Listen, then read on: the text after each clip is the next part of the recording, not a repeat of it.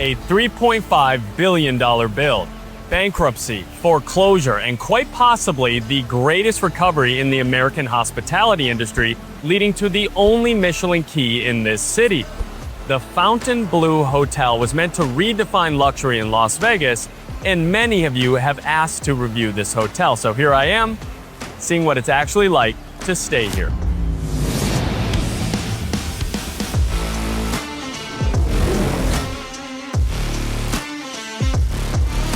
I reviewed this hotel out of 50 points in 5 categories. The categories are the ambiance, the room, the dining, the service, and the it factor. Now, I am always transparent in these reviews. It is very important to me. The Fontainebleau team does know who I am, and they do know that I'm coming. In fact, they even offered to comp many of the parts of my stay here. However, I told them that I will not stay here unless I can give it an authentic and genuine review. And anything that they do that's considered special treatment because they know about the channel, I will omit from the scores and from this video. With that, this is a massive hotel with a lot for us to see and do inside. There have also been many critical and controversial videos online since it opened in 2023, and others that are praising the hotel and love the Fontainebleau. It's a love it or hate it reputation here, and I'm going to get to the bottom once and for all of what it's actually like to stay here, and is it worth all of the attention that it's getting? The best way to start the ambiance section is right here at the check-in desk.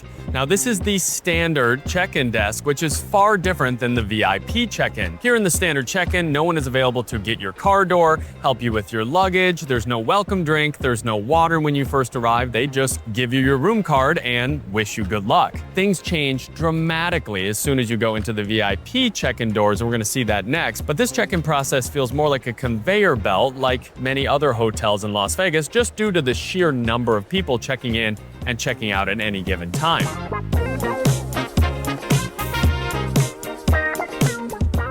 Right next to that primary check-in area is the VIP check-in. So that minimalism, the gold accents, the white marbling, it continues into this very lavish area. There's also complimentary cookies, coffee, tea, some of those welcome amenities we were missing in the primary check-in.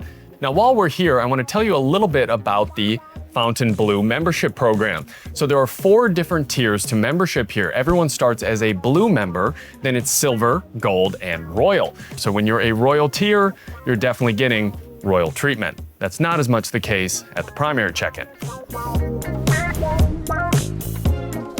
Now that we've got our room card, I can tell you a little bit more about this building. So I'm standing in their 173,000 square foot casino. There's also a full indoor mall, a massively large pool, there's a food court, and so much more in this incredibly impressive build. It was very expensive to make this hotel, and it has a bit of a troubled past. So starting back in 2007, the Fontainebleau was originally going to be a hotel and a condo, but then the recession hit. That recession caused the Fontainebleau to file for bankruptcy and foreclose on the building. For many years, it sat here as a ghost of the recession, a reminder of economic downturn, and many considered it to be a huge eyesore in the Las Vegas area. However, in 2023, it was finally finished, reopened, and it really is kind of a miracle opening given everything that it's been through. Since then, it's been slowly and surely picking up popularity and steam until 2026, sitting here today. In fact, other reviewers have said that Fontainebleau is regularly giving out comp stays here and that it's fairly simple to get a comp stay at the hotel. Now, I'm not sure if that's the case any longer, but it is an indication of the Fontainebleau's focus on a high-spending luxury consumer demographic. Another development here at the Fontainebleau is the Blue Live Theater. So this is an incredible 3-floor theater they have here that seats over 3,100 guests. Now the lineup here is everyone from Kid Laroi to Madison Beer. They've had Post Malone and Justin Timberlake in here. So the audience is definitely a little bit younger than maybe the conference audience in the Fontainebleau, but it is a fantastic and beautiful, well-designed theater here. So technologically advanced, very modern, and I can tell you standing here, definitely recommend it when you're here at the Fontainebleau. One way the Fontainebleau is attracting a new audience is with their very unique Hall of Excellence.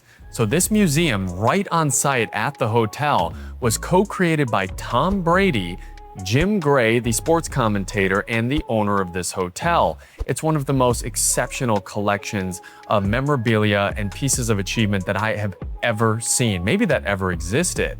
You have Michael Jordan's first ever Air Jordan shoes. You have all of Tom Brady's Super Bowl rings, Oprah's Emmys, Academy Awards, Grammys, Heisman trophies, and so much more is in here. This Babe Ruth baseball and bat are probably worth millions. So this was Game 3 of the World Series 1932, where Babe Ruth called out the home run. This was the bat that he used. It is so inspiring to see these pieces up close. Continuing with our walkthrough, this is the Lapis Spa, and they say that it's a haven of healing powers. Now, my friends that live in Las Vegas say this is the very best spa in the entire city, and one of the treatments that I found to be very interesting was the Celestial Day Pass.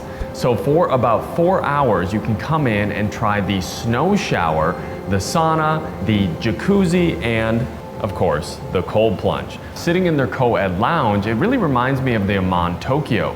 You have this high vaulted ceiling, this soft blue light in here. It really is beautiful. And another interesting part of this room is they have an event sauna. So at every hour when the spa is open, they will come in and actually do a performance in the sauna where everyone in a co-ed sauna is sitting to watch. That kind of thing only happens in Las Vegas. Very fascinating. Overall, the Celestial Day Pass is between $220 and $240 US. However, their cheapest massage here is around $300 US, and it gives you access to all of the Celestial Day Pass amenities, so probably better just to book a massage. With that being said, it's one of the best price points for some of the most value you can get in Las Vegas. And like that performance, the towel performance, where else in the world can you get that? I've never seen it. So I'm gonna sit in this cold plunge for a little bit longer, and then let's keep it moving. Health, fitness, and wellness are very important to the Fontainebleau, which I didn't really realize until I got here. They have some impressive additions into this property, like a IV drip lounge. They have a wellness bar and this super modern, high-tech, very large gym. Okay, before we continue in the Fontainebleau gym, I have been so lucky to have the most incredible brand partners for this channel, the longest running of which is Vuori. So right now I'm wearing my core short in sky gray, as well as my Stratotech tee in black. Vuori is with me on all of these trips. They've been an incredible partner for this channel. It's one of my all-time favorite clothing brands, moisture wicking, comfortable, good for athletic wear and for everyday use. Highly recommend investing in this brand. And if you do, the QR code on the screen right now will give you 20% off your first order when you sign up for emails. Thank you to Vuori for sponsoring this video. Thank you to all of you for going and getting some Vuori. They really have been excellent to us. And with that, let's continue with the gym here at Fontainebleau. They even have a stretch and mobility station here with Aragon. It is packed at almost all times of the day, so it can be really tough to find the gear and the equipment that you want to use when everyone else in Vegas seems to be using it. Now for the pool. This is a very impressive 6-acre pool area at the Fontainebleau, but first I want to tell you about the water. The water here is half chlorine, half salt, and it's warmed to a very comfortable temperature. It's incredibly well staffed out here, although it is packed almost all times of the day. There's a couple of small areas I want to show you that are hidden within this larger pool section. Within those 6 acres of pool space is the Sun Club, which is a 21 and over Veuve Clicquot sponsored pool area. Veuve Clicquot being one of my personal favorites. This is for adults only. It's a small pool, but it is so fun and very calm over here. The menu is very champagne focused, of course. A bottle of Veuve Clicquot Rich on the menu, for example, is $250 US. So they're definitely charging Las Vegas prices over here, but you get what you pay for. It's very calm, peaceful, and definitely a nice little oasis away from the craziness that you can find at other day clubs like the Live, which we're gonna look at next. So this is the party-heavy Coliseum-esque live pool right next to the main pool that you just saw. It's a really fun environment here. It gets completely packed during the weekends. There are multiple bars, tiered seating as well out here. So you get the chance to have that fun party atmosphere if you don't want the more restful Sun Club atmosphere. So those were the Fontainebleau pools here, and they're definitely a huge standout in the ambiance section. That's fundamentally everything at the Fontainebleau that you can access as a guest that is public, except for the hotel at night.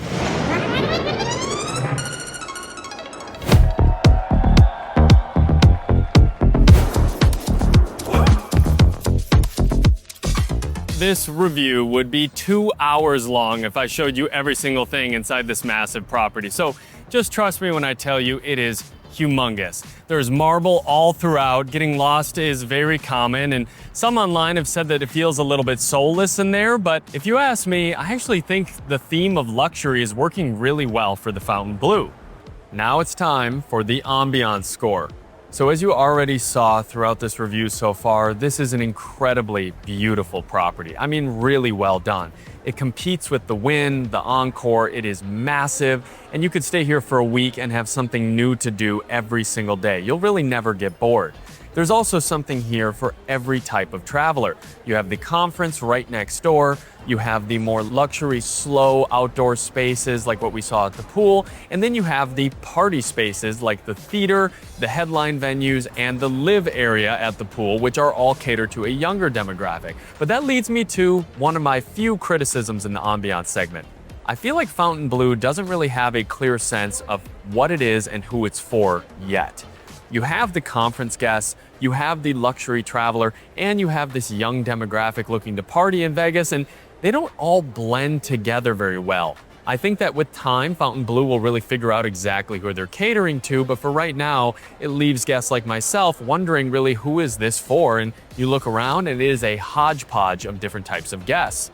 Now, that's not the design per se. The design, the spaces, everything that they've really built here is excellent. It just is more a sense of place and understanding like maybe the Wynn would have or other hotels, especially here in Las Vegas. Now, these are generally minor critiques. I was very impressed. I gave the ambiance an 8.5 out of 10. Now, I know many of you are wondering, what do the rooms look like at the Fontainebleau and how are they? We're gonna see that next. Welcome to the base level room at the Fontainebleau.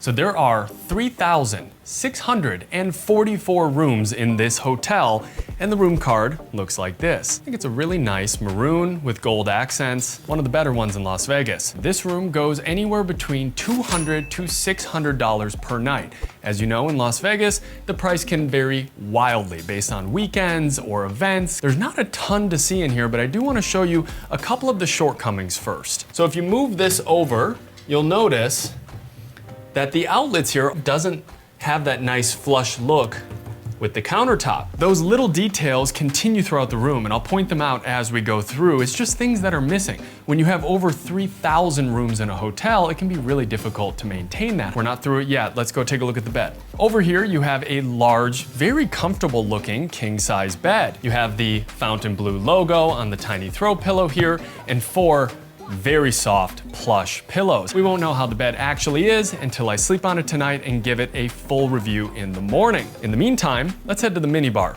On this side of the room, the mini bar is pressure censored like almost every hotel here in Las Vegas. The only difference is you have 60 seconds before they actually charge you, which I think is a nice additional consideration in the room where other hotels, as soon as you move something a little bit, it ends up on your room charge. But if you do end up taking it for more than 60 seconds, the prices are outrageous. A Coca-Cola, for example, from the mini bar down below is $12.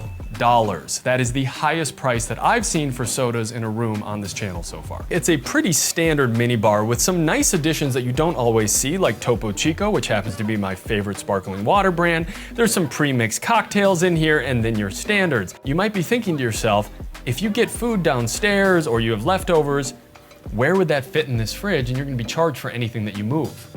They did think of that. Over here is a cooling drawer. Now you don't see that a lot in luxury rooms, but I really appreciate it. Everything over here is soft close, as you can see right there. It just softly, nicely closes, which is again, another touch of quality that you don't always see in rooms like this. That is almost everything in the room, but there are two more areas I have to show you. As we walk over to this little seating area, you'll notice another detail that was missed in the room. The lamp here is actually broken. So you can see it's detached from the metal that's supposed to actually hold the shade here. And these little details are potentially indicative of a bigger issue here at Fontainebleau. Maybe they're moving a little bit too fast, maybe there's too many guests, too many rooms, it's hard to say. Little things can add up in a luxury stay. Another consideration in the room score is the speed of the Wi-Fi here, and this one is powered by Airalo. Airalo is an eSIM brand that allows you to have connectivity and roaming anywhere you go. Connection is something that can be a big burden when you're traveling, and Airalo makes it very easy. Let's see how fast the Wi-Fi is. So we have a 47.6 megabits per second download, which is relatively slow, and 48.1 megabits upload, which is actually quite fast. So some hotels, we've seen this get as high as 200, 300, 400, 500 megabits per second. It does pass the Wi-Fi test, but only barely. Now over on this side of the room, the quality of the materials improves pretty dramatically. I love this design here. It's very simple, minimalistic, but has a nice flourish to it. You have a dark blue leather headboard that has a really nice fabric contrast as well, and an art piece above the bed. The best part about this, however, is the backlight. This soft, nice backlight kind of adds depth to the room and distracts a little bit from the otherwise low quality wallpaper that they use on the wall. We've seen wood paneling, we've seen laminate. This kind of wallpaper is kind of the bare minimum in a hotel room like this. Down below, you have an automatic control system for everything in the room. The lights, the drapes, the shears. It works decently well, but the buttons are pretty dusty, and the outlets here, as you can see, are also a little bit beat up. So once again, the housekeeping team maybe just moving a bit too fast through this room. Also next to the bed in the room is that Fontainebleau bow tie. The bow tie motif continues throughout the entire room. You'll see it on the drawers, you'll see it on the ice bucket. It's also here in your QR codes. So on this bow tie, you can scan the many different QR codes here to order room service, check out the spa, get on the Wi-Fi. I thought this was a fun and kind of quirky element to the room. Finally, in the room, you have the bathroom. So let's talk about it in here for a sec. It's a dual vanity with large, big lit mirror here and a smaller mirror. All of the amenities that you would need that are branded Fontainebleau. Otherwise, not that much to see in here. There is a small toilet alcove over here with a privacy glass door, which is a nice added bonus in Las Vegas, and the shower.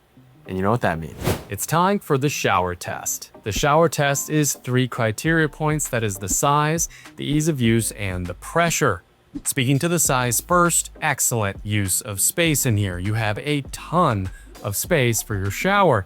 So much, in fact, that there's an echo in this bathroom because of the space that you're given. Now, some of the rooms have a small seating area with a bench. I want to speak to how the shower is actually laid out. You have a spray high pressure shower here and an overhead rain shower above as well. 2 different showers that are fundamentally the same function. There's no handheld sprayer, which is normally something that you'd find in a room like this, only the 2 up above. So you can kind of decide if you want to have a rain shower or a higher pressure shower, and I'm going to test both of them. This shower leaks. Why is it dripping? Why is it doing this? So it will drip periodically and just have water come onto the ground, whether you're touching it, whether it's on or not. There's definitely some plumbing issues that are going on here. So not only has there not been very good maintenance of these shower heads, it's also pretty dirty. These are relatively clogged, and you can see that with the pretty extreme hard water buildup that's happening on these shower heads. That's definitely going to impact the pressure and how clean you feel taking a shower. Let's talk about the ease of use. You have a single dial here that goes from hot to cold, which is very obvious, easy to use. You turn it on, and the high pressure shower starts. If you push this button below, that's when you have the rain shower. It's kind of a miracle I'm not getting wet right now from the shower because a lot of these different spouts up above are spraying sideways. That's a good indicator that they're just not being actively cleaned the way that they should be. Let's talk about the pressure. So this shower head is high pressure focused with a relatively dispersed spray. The overhead shower is much softer and has a larger surface area. Because you have both, I think the pressure is a positive in the overall shower test. So as it turns out, the only two negatives in here is the lack of the handheld sprayer and the fact that the shower heads really need a deep cleaning or a replacement. With that, there's a comfortable looking robe here in the bathroom. The sun is going down. I'm gonna get changed, take a little break, and then we'll look at the turn down service and finally test the bed.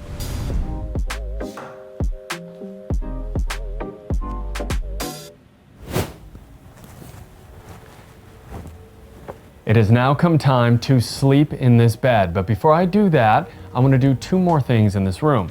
Number one is tell you about the turn down service, or in this case, lack thereof. Here at Fontainebleau, the turn down service in the room is on request only. I actually didn't know that until just a moment ago when I called to see what happened to the turn down service, and I would assume that most guests staying here also do not request it. In my opinion, having turn down service be on request kind of eliminates 80 to 90% of those inquiries, which lowers costs for the hotel and fundamentally renders turn down not a part of the stay. Turn down, if you're not familiar, at a luxury hotel is usually when the staff come in, they remake the room, they set the bed, they put out some chocolates or waters and make sure that you have a comfortable night's sleep. Again, nothing like that here at Fontainebleau. The second thing I want to do before I go to sleep here is call the front desk and order room service breakfast for a certain time tomorrow morning. If you've seen the channel before, you know I'm going to call and order the exact same thing I do at every hotel. We're going to see how much it costs, how it compares in cost, and we're going to see if it comes on time and if it's hot and fresh. Let's call the front desk. For calling in dining, how may I assist you? Hi there, could I order room service breakfast for tomorrow, please? What time tomorrow? Could I do it for 7 a.m. tomorrow? What can we get for you, sir? Perfect. Could I do an Eggs Benedict and a black coffee, please? Okay, anything else? That is perfect. All right, I have the Eggs Benedict and the large pot of coffee delivered to your room at 7 a.m. Okay, perfect. Thank you so much. Thank you. Have a wonderful evening. You too. Bye-bye. So as I mentioned in the ambiance segment, they do know that I'm staying here, but there are hundreds and hundreds of staff at the Fontainebleau, and to be honest, I don't think there's been an internal communication about the Eggs Benedict standard breakfast service test on this channel. So I'm feeling like this is an authentic and genuine reaction, and we'll see if it shows up on time. Let's get some sleep.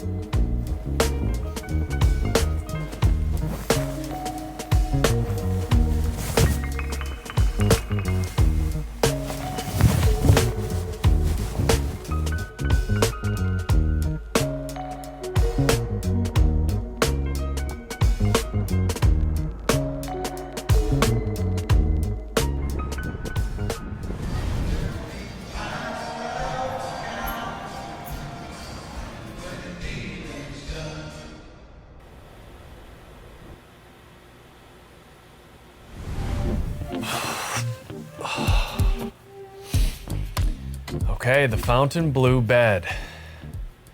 That was a pretty rough night's sleep.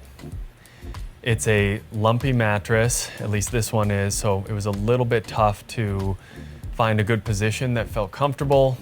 But the biggest issue I had last night wasn't the temperature, it wasn't the mattress, it was the light.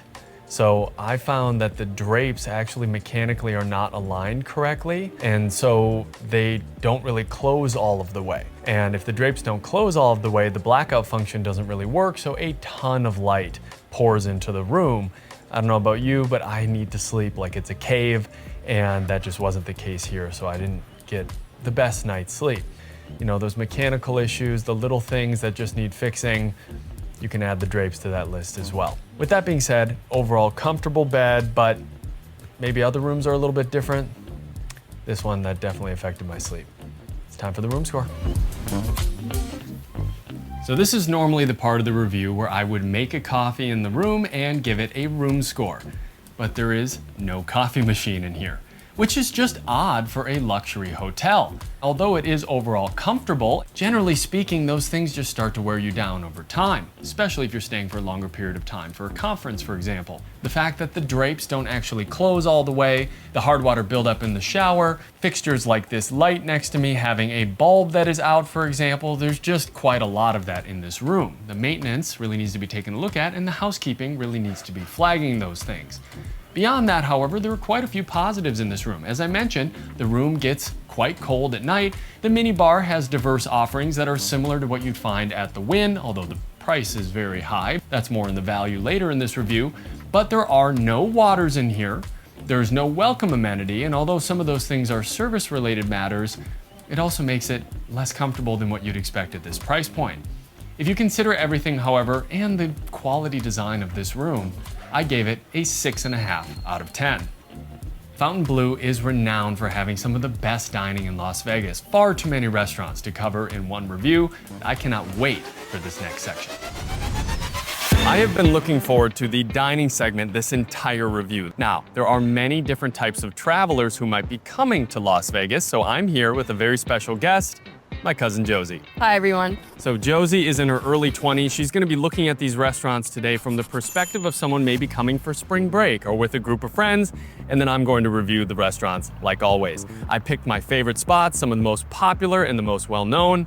So what do you say we get started with breakfast? I'm excited. Let's get in there.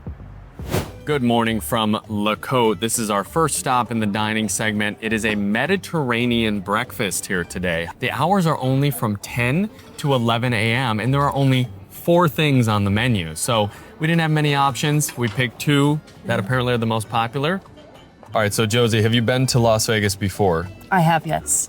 What are your thoughts on Las Vegas generally for people your age? Most recently, I stayed at the Cosmopolitan. I think that Las Vegas is really, really fun. Do I think the prices have increased dramatically in the last handful of years? Yes. And I think that kind of limits a lot of people, especially in my age group, that can afford to go, which is frustrating. So we've seen in other reviews on my channel how prices have been changing in Las Vegas and how tourism is actually down significantly because of that. So very interested to hear your perspective on the quality of the dishes here in the dining and if it actually makes up for the high price point. What do you think of the atmosphere in here? I think the atmosphere and the ambiance is really, really cool. I love it. I like the seaside vibe that they're giving. It really does feel like you're transported to the Mediterranean here. You have the crisp whites with the dark blue, like as if you're in Santorini or Mykonos. You are right by the pool, which La Côte means the coast in French, so it feels like you're almost sitting by the seaside.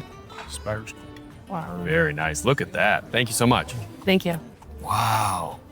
That smells incredible. Why don't you go ahead and you kick us off?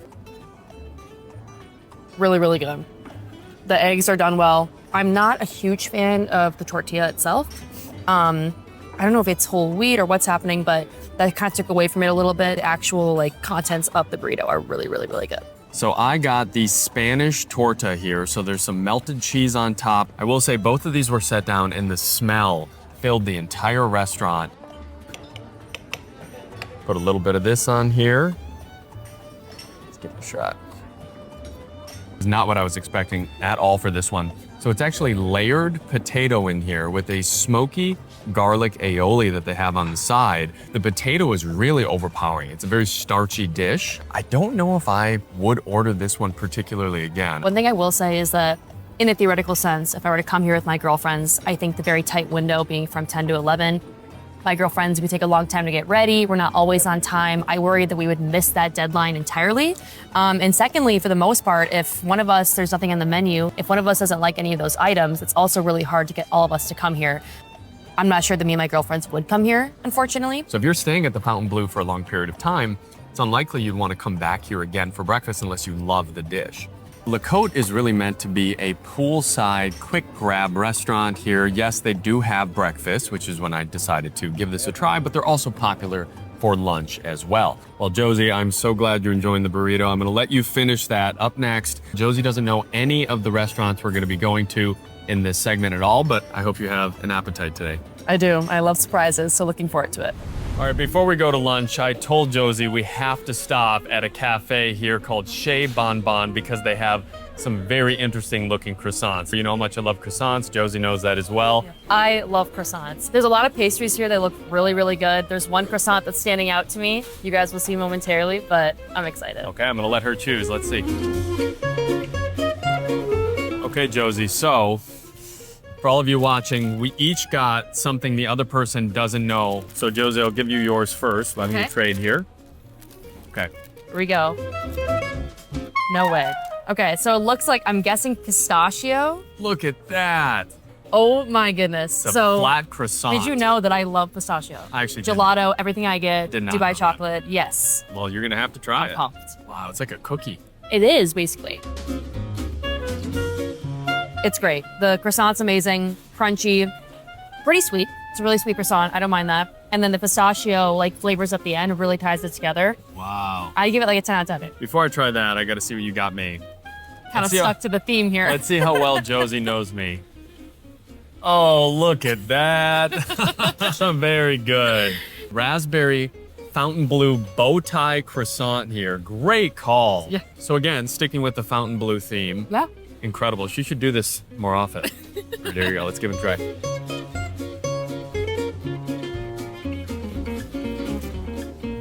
Now you're making me want to try it. Let's swap. Let's swap. Let's swap. Sweeter. Definitely tailored to our Yes. like palates. I think agree. this is still very good, but I I'd probably prefer that. I prefer that. Oh, Let's go ahead and trade Switch it back. Okay, we're gonna finish our croissants and then we'll go to lunch. We've made it here to the tavern. So there's a little bit of lore and background to the tavern here at the Fontainebleau. In fact, something that they call Nacho Gate happened here at the hotel where someone ordered a $21 plate of nachos and only 6 chips came out. So ever since then, of course, Fontainebleau has taken that very seriously, made some big changes to their menus. They do have the nachos here, and they are $29. So we're gonna see how many chips actually come on that plate. This is a sports bar. There's leather all over the seats. The atmosphere is fantastic. And I'm already impressed by the menu. I think there's a lot more to pick from, and the prices are a little bit more reasonable. So I am very curious about the nachos side. I will not lie. Yes. So we'll have to see. And I think it's fair to say this is a packed plate. It Look is. at this. Smells so good. Some cornbread as well. Where do you want to start? You dive in. I don't know. I think we should do this first. Okay, This is let's do calling- it yeah. at the same time. Yep, let's do it. Okay. Quite spicy. Really nice. Guacamole already on top there. Little bit of spice of chicken in there, cheese, bar food, but it's elevated. It's a quality elevated bar food. I think it's really, really good. Decent price point, really fun atmosphere. Overall, I think another, to me, positive note in the dining segment. Nothing too remarkable, but still. This next spot though, Josie, I am so excited about. Big surprise. It's definitely the star of the dining segment. Oh my gosh, I'm excited. Here we go.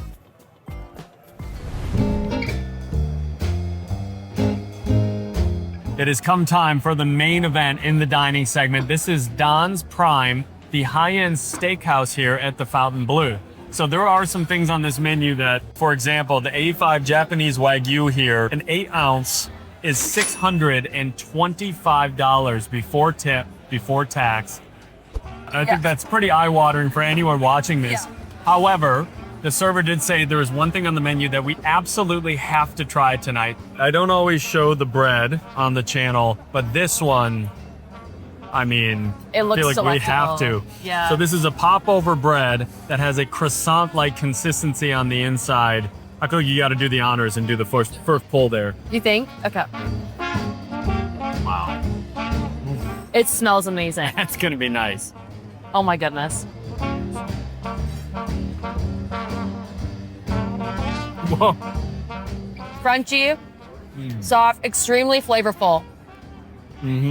Amazing. I love it when restaurants like this do some kind of specialty bread that they bring out in the beginning.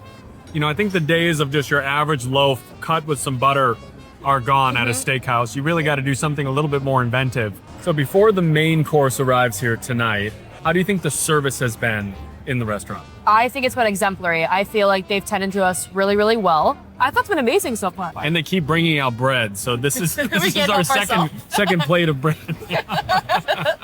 One really good indication of service is the pace of this doesn't feel like it's too slow, it's not too Right, fast. right. There's always water, Perfect. fresh water, yeah, perfect, that they're filling on a regular basis anytime it gets low. So that's definitely always Right. something to look for. There it is. Look at that. My goodness. Wow, that's huge.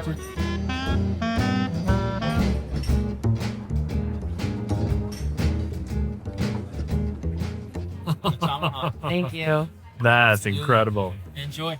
Thank you. That's a 48 I'm blown ounce away. I'm tomahawk. blown away. This steak is a tomahawk steak. It's half Angus, half Wagyu. They age it for 30 to 40 days before they actually cook it here. Apparently, this is the best steakhouse in Las Vegas, and there are a lot of really high-end steakhouses. It has been renowned as the best in the entire town, and this is the best thing on the menu. Well, it's the best steak on the menu, so therefore this should be the best steak in Las Vegas. Let's see if Yes. that's true. All right, Cheers. here we go. Here we go. Cheers. So the plating is insane. It looks amazing. I think off of first glance, it's a little rarer than I would typically like it. I mean, it's living up to its expectations right now for me. I'm pretty blown away. I think it is a little rare. I agree with you. Although we did say whatever the chef recommends as far as preparing it, It's true. it does look a little bit like it might be mooing from the plate. So it's a little more rare than what you find at most steakhouses. Half Angus, half Wagyu, so it's not gonna have that marbling that makes it extra smooth. There's still a little bit of toughness to it, but you really can't complain. Also, you have 48 ounces here. That's a huge serving. a lot You of could steak. have much more than just the two of us. Like 3 or 4 people could probably eat this tonight. The way they cut it right in front of us, that was super, super cool. And I know my girlfriends, we would get a kick out of that. So, yeah. Well, fantastic. Keep this in mind when we talk about the dining score at the end. But now, after this, it's dessert. Brian's gone to the bathroom, so I'm trying to eat as much of the steak as possible. So tonight's dessert has arrived. This is a baked Alaska. They lit it on fire tableside. I will note one thing. We did talk about the service a second ago. I agree. It has been great. They've been on it, with the exception of the table. Right. You know, normally at a high-end steakhouse, they come through and they'll scrape through the table. They'll clean it up. This isn't really very appetizing, especially before the dessert comes out. But if you cover it up, everyone's Your good. wish. There's some almond brittle on top, some pretzels in there. Kind of feels like pretzel might be a theme tonight. And then you have the actual baked Alaska with meringue. I'm excited to dive in. There we go. We earned it. A lot of different textures going on there. Yeah. The marshmallow on top has almost a s'mores-like smokiness and consistency. There's the chocolate ice cream inside. Then you have also the cake base. So now 3 different textures. The crunchiness of the almonds, the crunch of the pretzels. A lot is happening in this dish. Wasn't a huge fan. Okay. I can't quite put a finger on what it reminded me of, but I wasn't loving it, Yep. unfortunately. Well, what are your overall thoughts on Don's Prime? I was really impressed. The service was great. I think the food was great. Prices were a little out of my price range, but I think all the food, for the most part, exceeded my expectations. I don't know. What do you think, Ryan? Do I think it's the best steakhouse in Las Vegas? I think that's a tough call. I did really like every single dish here, though, and it definitely was a strong end to the dining segment. Now, there's one more thing I want to do with you. Let's go get a couple of drinks at the Blue Bar, which is their iconic bar right in the center of the hotel, Yeah. and then we'll give it a dining smoke. I'm excited. Let's do it. If you're not going to eat it, I will. Here at the Blue Bar, finishing the dining segment, I have to know, what did you think of the overall dining experience at Fontainebleau? Really exceeded my expectations. All the food was really outstanding for the most part. If you had to give it a score out of 10, what would you give the dining? I would say a solid 8. Solid 8. Okay, Yes. you take that into consideration. Final question for you before we let you go. You're with your girlfriends in Las Vegas. Would you pick Fontainebleau to come back for dining? I probably wouldn't bring my girlfriends here, just considering how pricey it was, but overall, I still thought it was a great experience. Well, thank you, Josie. You're amazing. Thanks for having me. Cheers. Cheers. Now for the dining score. With over 30 restaurants at the Fontainebleau, there are an immense amount of options for you. I was incredibly impressed with the diversity, the quality of the dishes, the flavors, the plating. You could have something different every night of the month when you stay here, and I think that's something to be said in and of itself. Overall, we got Josie's perspective on many of the dishes as a younger patron, and much of her feedback was related to the price. But considering this is a luxury hotel channel, That's usually a given for these kind of places, and I felt it was right on par with other very luxury hotels. All things considered, I gave the dining a 9 out of 10 at the Fontainebleau. Now, service is such an important part of a luxury hotel stay. They've gotten criticism and praise on that point, but luckily, I have some tests for the team here at the Fontainebleau that I can't wait to see how they do. It is 7:01 here at the Fontainebleau. The breakfast service test has arrived. But before we get into this, I want to tell you something that happened that I didn't film. So this actually showed up an hour and 15 minutes early. I was still sleeping, so they were pounding on the door. I answered, and I actually had to turn it away. It came back on time the second time. I've never had that happen before. Not really sure how to consider that in the score, but something internally got mixed up. Regardless, we're here. We have the Eggs Benedict underneath this tray, our black coffee. Let's take a look. At first glance, there's a little bit of breading on the pork here. There's some hollandaise on the side, and overall it's not the most appetizing looking, but it's not the worst that I've seen on the channel. I'm gonna pour myself a cup of coffee right now because I'm about to tell you something that I think is going to blow your mind. So we know Las Vegas prices are high, and I've actually reviewed quite a few hotels here in Las Vegas now, from the Cosmopolitan to the Waldorf Astoria, the Four Seasons Las Vegas, and the Wynn. Every time I order the breakfast service test, I log how much it costs with the service charge and the gratuity included, and I put it in a grid for you. This breakfast, Eggs Benedict, and a black coffee that you see here is $83.96. That includes a automatic 18% gratuity, an $11 service charge, and tax, which makes it the most expensive breakfast service test I have ever reviewed on this channel by $20. You can see that in the grid here. I don't know how Fontainebleau is justifying some of these prices for the exact same dish that I've ordered at other hotels, but I can tell you it is a very pricey Eggs Benedict. We're talking about $30 per English muffin here. Let's see if it's worth $30. Not too bad on that one. Let's take a look over here. A bit overcooked on the right there. While I'm cutting, we can talk about Eggs Benedict a little bit. The reason I order Eggs Benedict is it's such a great indicator of how fresh the food is, how recently it was made, but also a great indicator of price consistency. Las Vegas, it's no secret that the prices are getting out of control for the average consumer.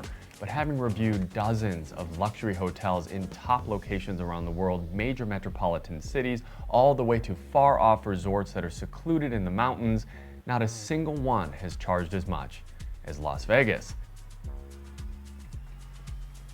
Is it an Eggs Benedict? A classic Eggs Benedict? Definitely. Is it noteworthy, something I'll remember? Not for any reason other than the price. The hollandaise sauce, once I dipped the Benedict bite there into it, did have a crust on the top of it. For the purposes of the breakfast service test, the coffee is hot and fresh, the Eggs Benedict did show up on time, and it is technically an Eggs Benedict with nothing really too special about it. So it does pass the breakfast service test. Now, we won't know how the service really is at the Fontainebleau until I give it my official service test. I have a bit of a creative idea here for the Fontainebleau team. The service test is the part of my review where I call the front desk and ask for something that they're not used to hearing or accommodating. Usually I'll ask for something that is local to the place, or I'll ask for something really unique, or sometimes a custom art design or creation. So here in Las Vegas, when I was doing research on the Fontainebleau, I found this reel. I thought it was so interesting that they were able to put this creator's face on the cappuccino. So I want to see if they can do something like that for me last minute. Calling your service. How may I assist? Hi there, I have kind of an odd request for you. I saw online that someone who had stayed here in the past got a cappuccino with their picture on the top of it, and I was wondering, I was wondering if that was something maybe I could do as well. Let me inquire. You are saying they can pull this off? Yes, that's what I was just told. Okay, amazing. Well, thank you so much for your help. I'll follow up.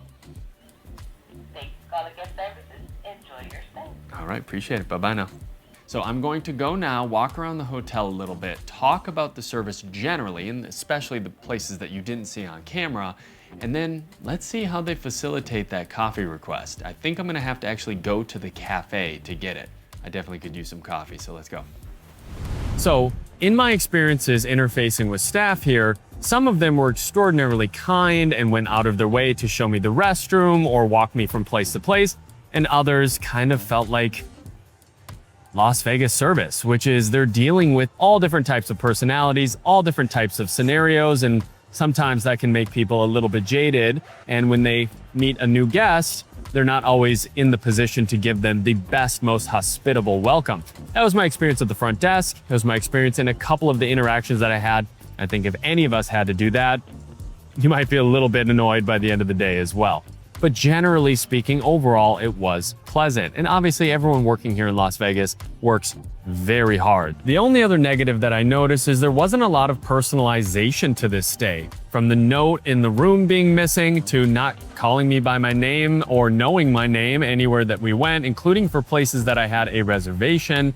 The personalization component of this felt like I was just one of 3,000. Outside of that, given that we are in Las Vegas, even though we are on the north side of the strip, it does get really crazy here, especially on the weekends, and the staff do their absolute best to accommodate it. I could really tell that in all of my interactions. There's just some room for improvement. So I just ran into one of the staff in the hallway who told me to come to La Fontaine. Apparently they've been working on this cappuccino and it's about to come out any moment. All right. Wow, that is so good. This is amazing. No idea how they did that. I have never had a cappuccino with my face on it. I've never had a cappuccino with anything personalized. What a really nice way to end the service segment here. Now, I'm gonna give it a service score in a second, but of course I have to try it, but I think we have to.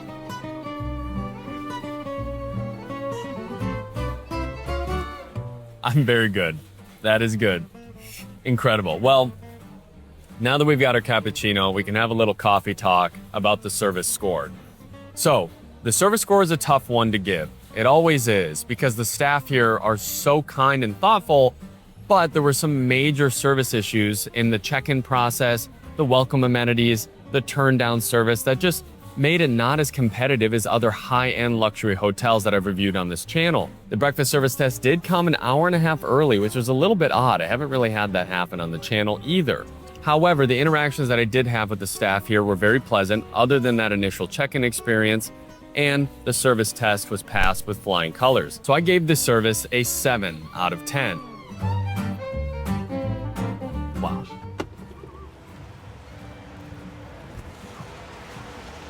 The if factor is comprised of 3 different considerations. That is the location, the value, and the unique nature of the hotel. So starting with the location, it's pretty terrible.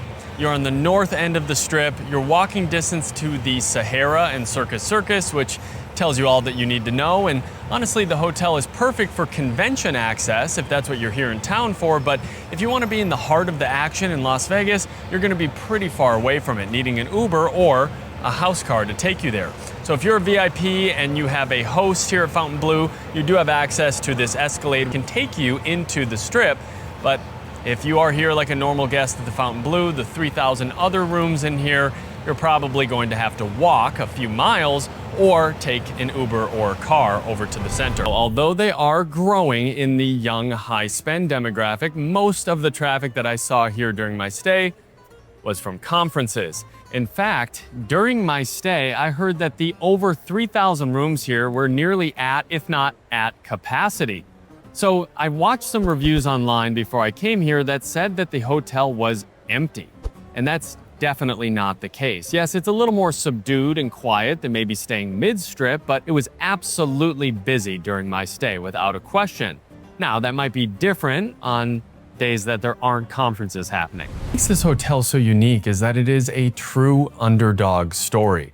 It was meant to be doomed from the start, but they persisted, improved, and had a full recovery here today. But is it the most unique hotel or memorable hotel you can have and stay at in Las Vegas? Definitely not. And finally, the value. Is it worth it to stay at the Fontainebleau Las Vegas? Now, personally, in my opinion, I think the cost per night here is right in range with other luxury hotels on the Strip. You can have a health and wellness stay, a gaming stay, a party and nightlife stay, and the list goes on. I really did think it was worth it, and you're definitely not going to be bored staying here. Also, the access to those dining venues, the massive pool area, it really is a good value. So with all three of those considerations in mind, I gave the it factor a 7 out of 10. So that was the Fontainebleau, Las Vegas. Now, I wouldn't recommend it for the service, but if you're staying at the convention center and you want some incredible dining, this will definitely be the place for you. If you add all of the scores together throughout this review, I gave the Fontainebleau, Las Vegas, Nevada, a 38 out of 50. With that, it is time to check out, unfortunately. Thanks so much for watching. I'm Ryan Walker, and we'll see you on the next one.